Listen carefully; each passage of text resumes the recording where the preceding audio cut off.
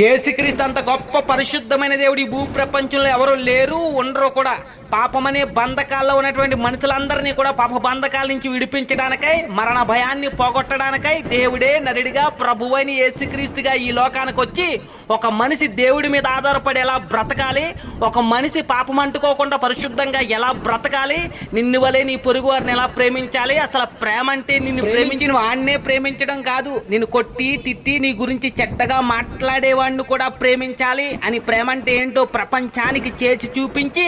ఈ లోక పాపం అంటుకోకుండా అతి పరిశుద్ధంగా పవిత్రంగా బ్రతికి సర్వ మానవుల పాప పరిహార నిమిత్తమే తన రక్తాన్ని చిందించి మనుషులందరి కోసం ఆయన మరణించి మరణాన్ని జయించి మరణపు మూలుని విరిసివేసి మృత్యుంజయుడే తిరిగి లేచినటువంటి ఒకే ఒక అతి పరిశుద్ధమైనటువంటి దేవుడు ప్రభువు అయిన యేసుక్రీస్తు. ఇంత గొప్ప రక్షకుణ్ణి కోల్పోతే స్నేహితుడా